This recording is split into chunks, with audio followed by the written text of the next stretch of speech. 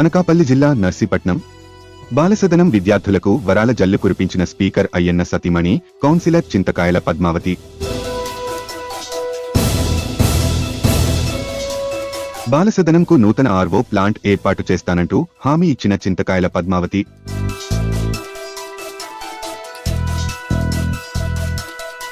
విద్యార్థినులకు పండ్లు, దుప్పటి, స్వీట్స్ పంపిణీ.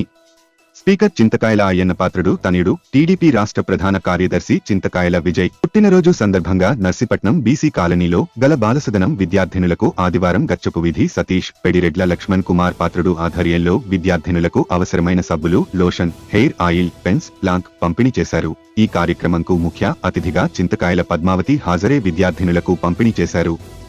అనంతరం విద్యార్థినులతో కేక్ కట్ చేయించారు. ఈ సందర్భంగా పద్మావతి మాట్లాడుతూ 1992లో బాలసదనం పెట్టినప్పటి నుండి తమ ఇంటిలో ఎటువంటి శుభకార్యాలు జరిగినా ఇక్కడకు వచ్చి వారితో గడపడం జరుగుతుందన్నారు.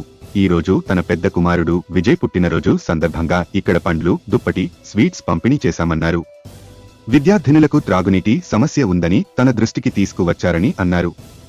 బాలసదనంకు నూతన ఆర్వో ప్లాంట్ ఏర్పాటు చేస్తానంటూ హామీ ఇచ్చినట్లు తెలిపారు.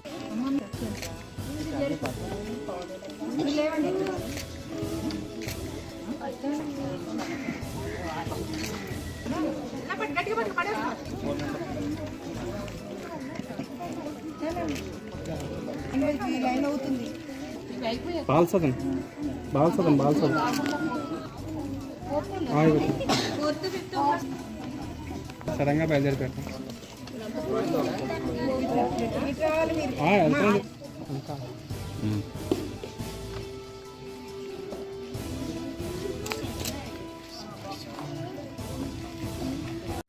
అందరికీ నమస్కారం అండి. మరి ఈరోజు మా పెద్దబ్బాయి విజయ్ బర్త్డే.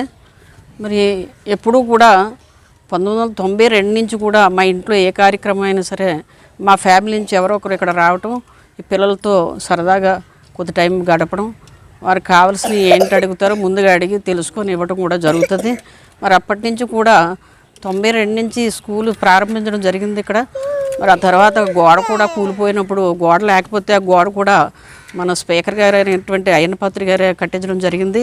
ఈ స్కూల్లో పిల్లలకి ఏంటి అవసరమైనా సరే ముందుగా తెలుసుకొని అన్ని సౌకర్యాలు కూడా మనం చేయించాం. అలా గ్లేజర్ కానివ్వండి, వీళ్ళకి పనికొచ్చినటువంటి వస్తువులన్నీ కూడా ఇప్పటివరకు ఇన్ని సంవత్సరాలు బట్టి కూడా మేమే ఇవ్వడం జరుగుతుంది.